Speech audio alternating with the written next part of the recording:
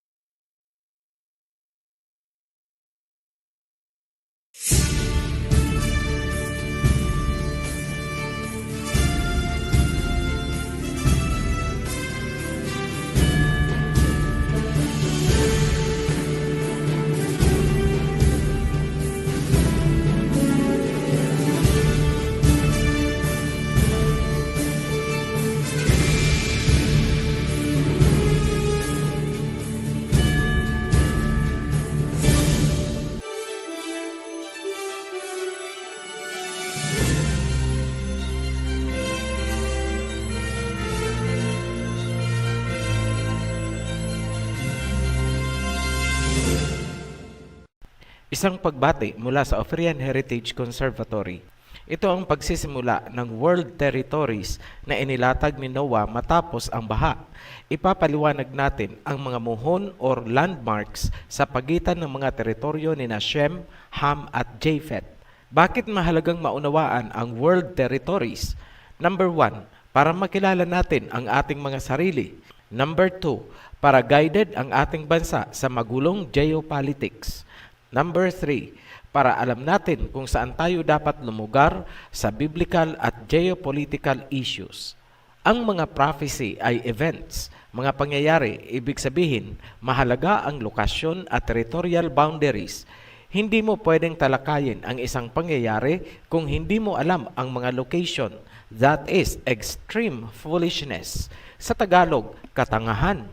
Halimbawa na lang natin ang Gog at Magog. Paano mo malalaman sino si Gog, sino si Magog sa kasalukuyang panahon kung hindi mo alam ang family tree ni Noah at ang kanilang mga territory? Basta ka na lang magtuturo sa China kasi may dragon, sa Russia kasi katunog na hermeneutics. Extreme idiocy po yan. Para hindi masayang ang inyong oras, habang kami ay naghahanda para sa World Territories, siguraduhin yung napanood at naunawaan ang Rivers of Genesis series. Critical po yan sa territorial boundaries. Kapag nilaktawan nyo ang Rivers of Genesis, wala na. You lost your trail. Tandaan ang pagkakasunod-sunod ng dapat panoorin. Number 1, Introduction to the Rivers of Genesis. Number 2, Gihon. Number 3, Parat. Number 4, Hiddekel. Number 5, Pison. Babala, huwag kayong manunood ng mga uploaded videos kung saan-saan. Wala po kaming Facebook account at ingat po sa mga impostor na ginagamit ang Oferian Heritage Conservatory. Manood lamang direkta sa ating YouTube channel dahil maraming chap-chap videos ang naglipana sa labas kung saan inalis na nila ang mahahalagang bahagi kung ito ay sumasalungat sa gusto nilang doktrina. Mahalaga ring tandaan, ang mga videos ng OHC ay para lamang sa mga seryosong gustong matuto. Magpapauna na kami. Mabusisi ang talakayan sa World Territory Series. Kailangan ninyo ng focus at pagiging open-minded.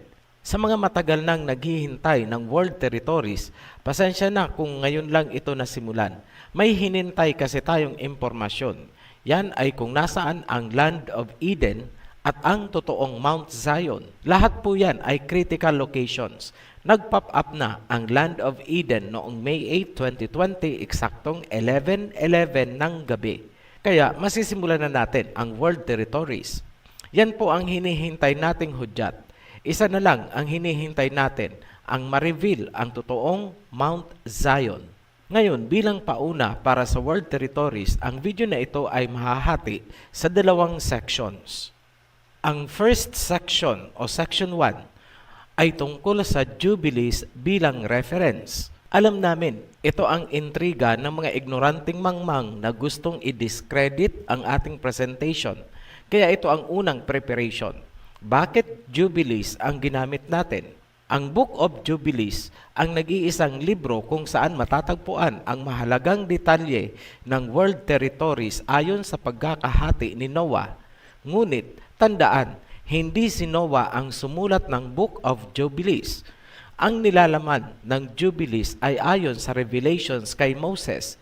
Ngunit, hindi rin sinabing si Moses mismo ang nagsulat ng Jubilees. Kumbaga, ang ideas or nilalaman lang ang nagmumula kay Moses. Ang tanging surviving manuscript ng Jubilees ay ang Ethiopian GS text na tinatayang mula sa 15th century. Maraming nag-criticize sa amin noon. Bakit daw hindi namin ginamit ang Jubilees sa family tree ni Adam under creation series? Pero ginamit namin sa world territories. Yan ang lilinawin namin ngayon. Tandaan nyo na ang nilalaman ng Jubilees ay galing kay Moses. Ano si Moses? Hebrew Shemite. Therefore, ang original Jubilees ay Hebrew. Tandaan nyo yan. Hebrew po ang Jubilees. Ngayon, repasohin natin ang pinagdaanan or history ng English Book of Jubilees na hawak natin ngayon. Ayon sa Britannica Encyclopedia, ang Hebrew Jubilees ay unang isinalin sa Greek at mula sa Greek, isinalin ito sa Ethiopian. Tanging ang Ethiopian version lamang ang nag-survive na kumpleto.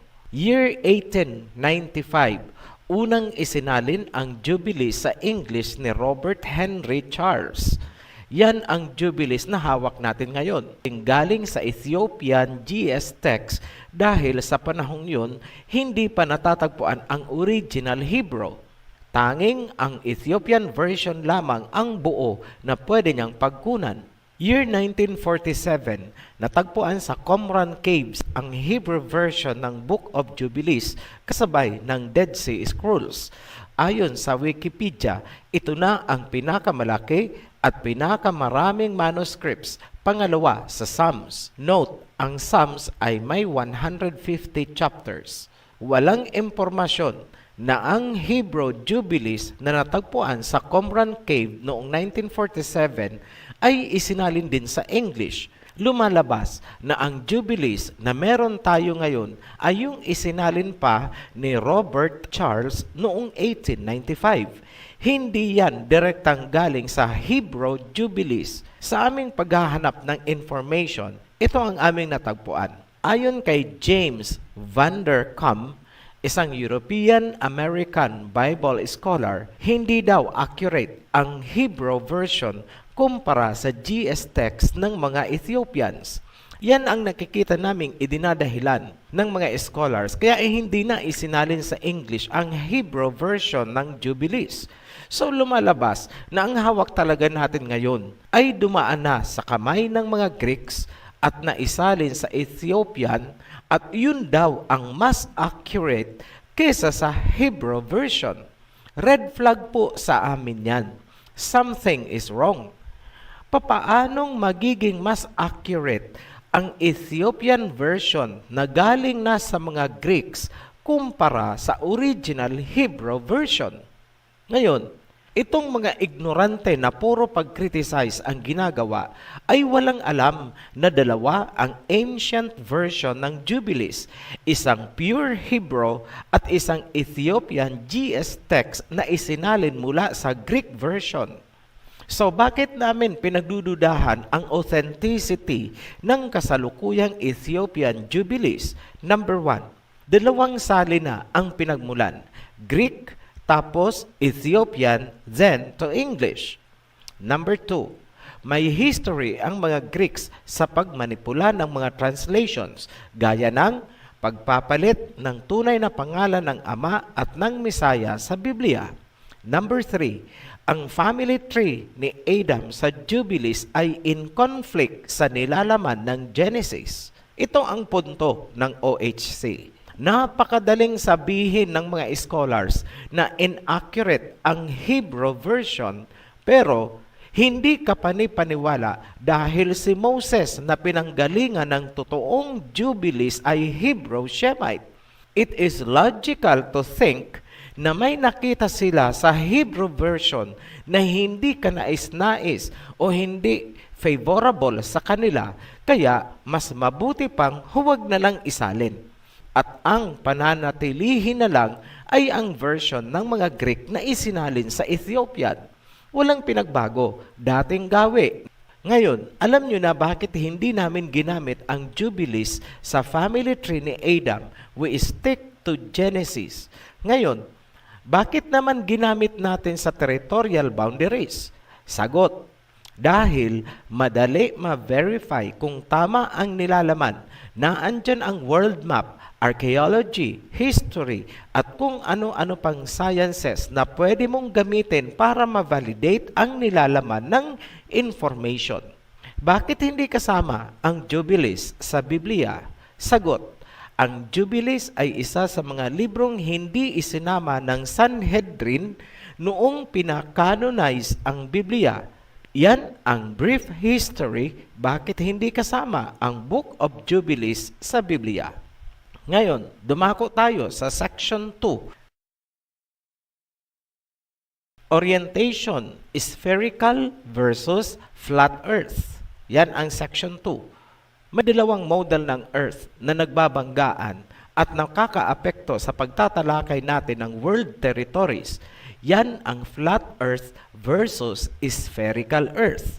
Ano ang gagamitin namin at bakit namin ito ginusto?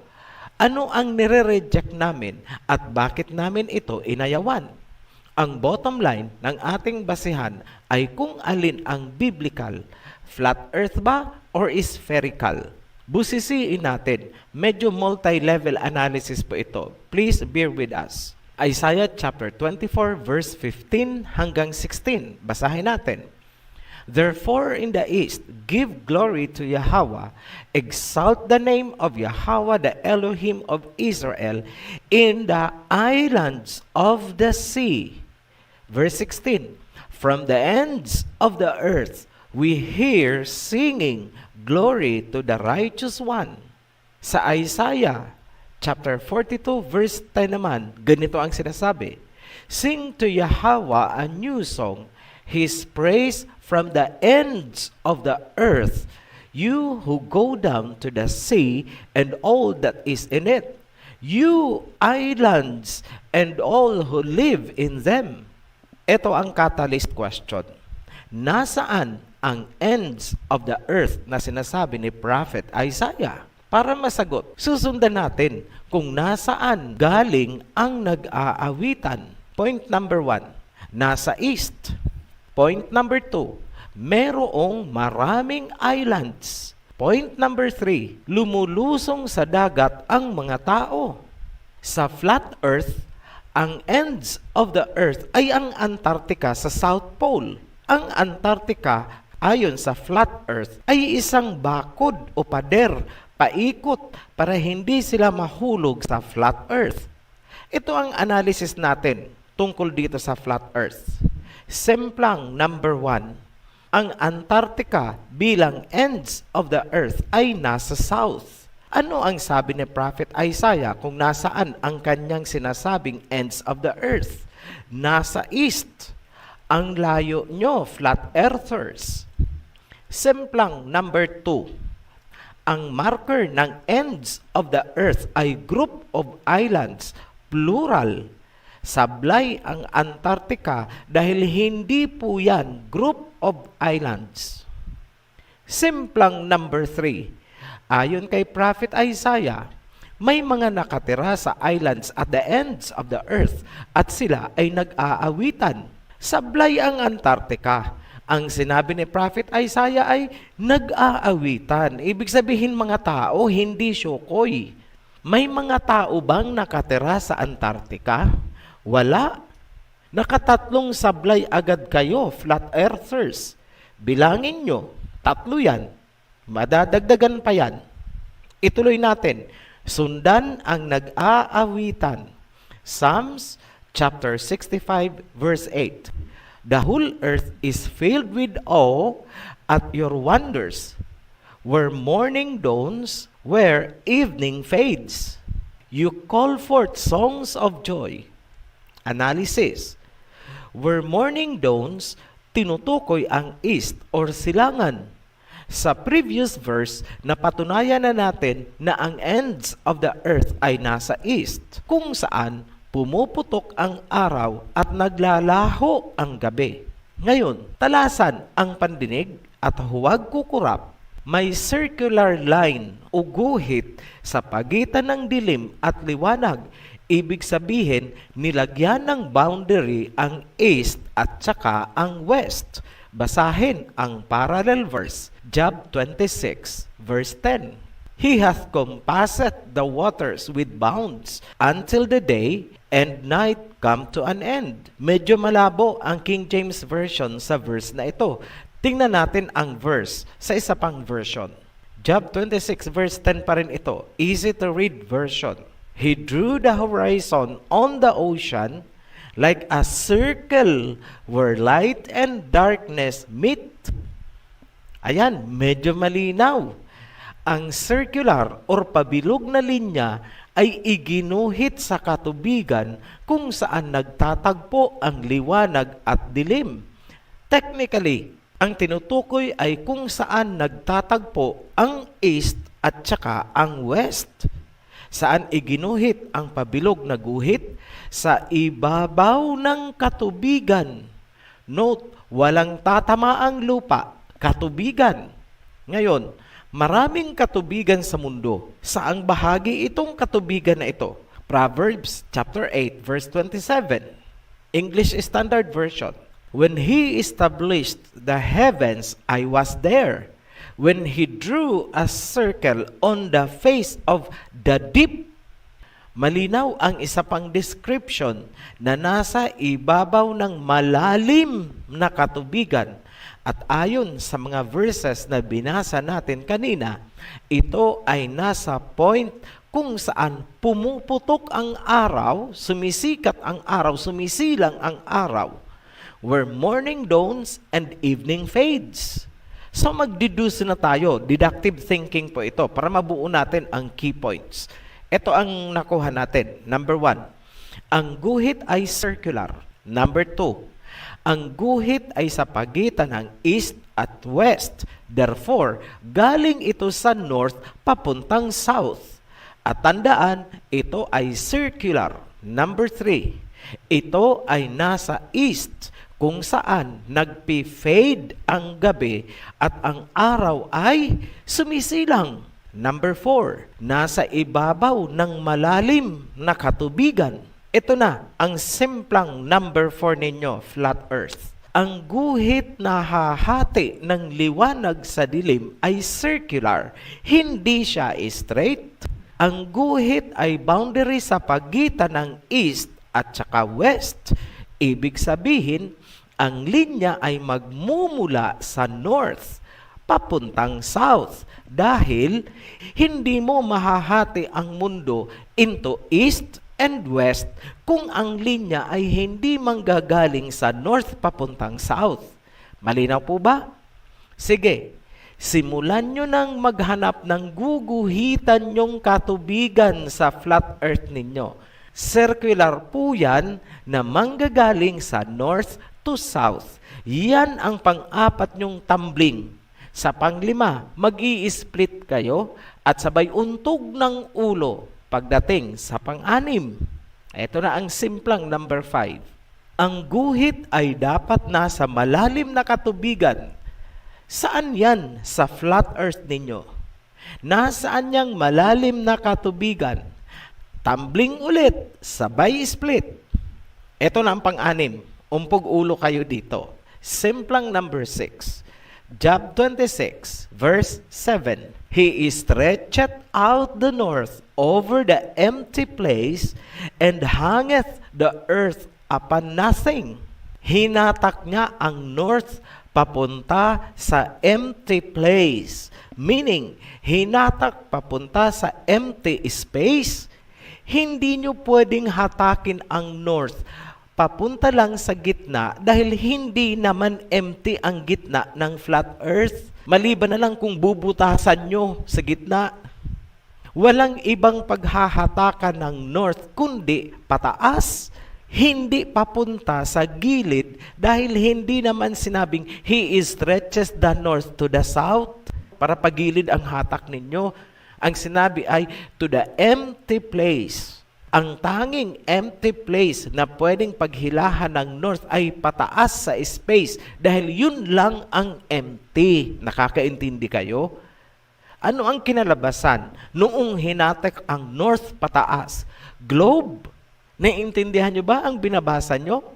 Dahil naging spherical or pabilog ang mundo, kaya maiguguhit nyo na ngayon ang circular, yung boundary mula sa north papuntang south upang hatiin ang mundo into east and west. Hindi nyo yan magagawa sa flat earth.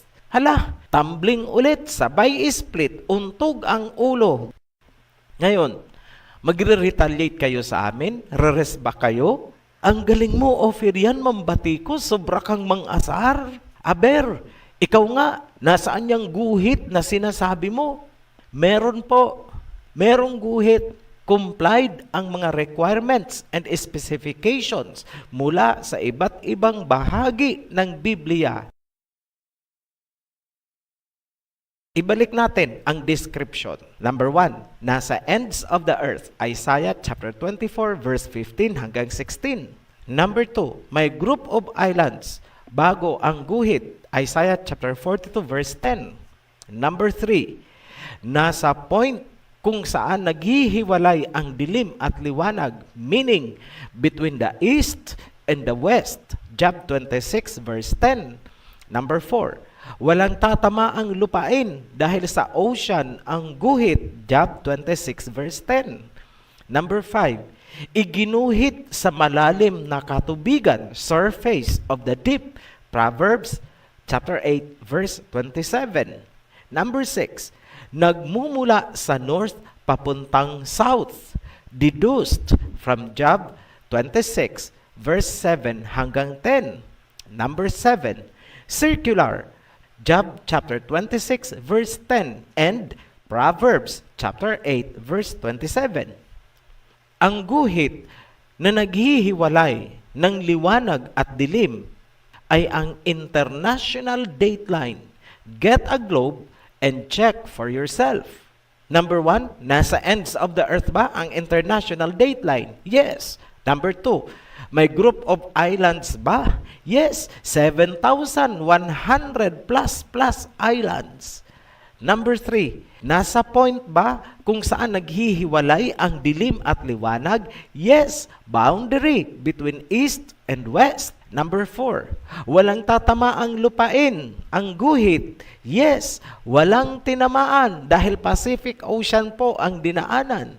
Number 5, malalim na katubigan ang dinaanan. Surface of the deep. Yes, complied. Pacific Ocean ang dinaanan. Very deep. Number 6, nagmumula sa north papuntang south. Yes, nahati ang east at saka ang west. Number 7, circular. Yes, complied. Dahil ang earth ay bilog. Napatunayan na natin yan. Mag-drawing na kayo ng circular line ninyo mula sa north papuntang south. Nahahati sa east and west.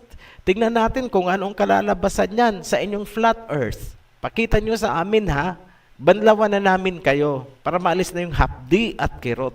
Alam nyo, flat earthers, bago kayo mag-quote ng Bible, magsimula kayo sa History of the Bible series para kahit papano may idea kayo kung paano uunawain ang mga salita ayon sa vocabulary nila noon. Naintindihan niyo po ba? Sa mga laging naghahamon ng debate, lalo ka na, Pastor nanggigigil sa'yo ang isang kasamahan namin.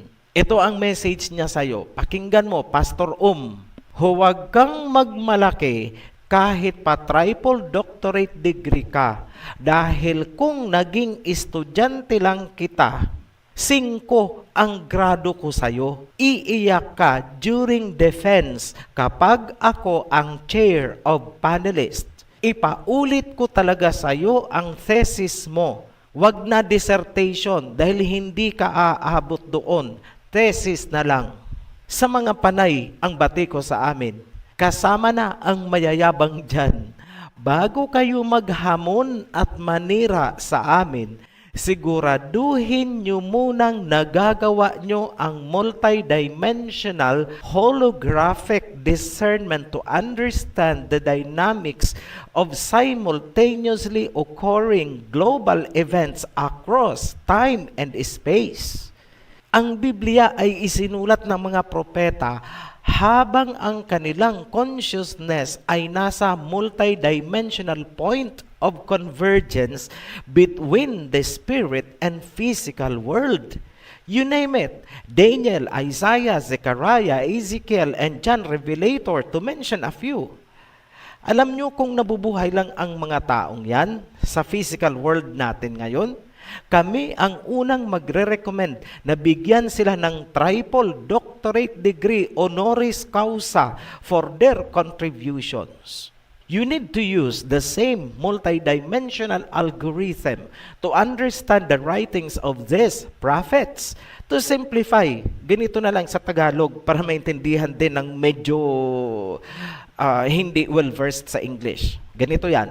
Kapag kayo ay nagbabasa ng Biblia, at ang mga passages, yung mga letters, ay nagiging parang optical illusion, buhay at gumagalaw at nakikita ng inyong diwa, saka mo palang mauunawaan ang tunay na mensahe. Kunti lang ang alam naming may ganyang kakayahan. Isa si Rizal, pangalawa si Marcos. May kunting ganyan din si Carlos P. Romulo at si Miriam Defensor. Ganyan sila mag-isip. Ganyan umandar ang kanilang consciousness. The rest ng kilala naming madudunong ngayon ay puro linear thought ang gamit na processing. Kumbaga sa technology, analog pa lang yan. So hanggat analog ang gamit nyo, huwag munang maghahamon. Hindi tayo magkaka-level. Pasensya na kung medyo naging mayabang kami, brutally honest lang. Hindi mayabang, brutally honest. Ngayon, from the time na sinimulan namin ang Ophirian Heritage Conservatory Channel, what have we achieved so far na hindi nagawa ng sinuman for thousands of years in the past? Magbigay kami ng example. Deciphering creation, rivers of Genesis, Mosaic calendar, true Sabbath, 2 witnesses. Hindi pa nga namin nasisimulan yung deep time. Yan yung time bago yung let there be light. Ano ba talaga ang nangyari? Centuries past. Ngayon lang din na-decipher kung ano ang nasa likod ng mga obra ni Rizal. Just to name a few. Ang alam niyo ay kung ano lang yung nakasulat.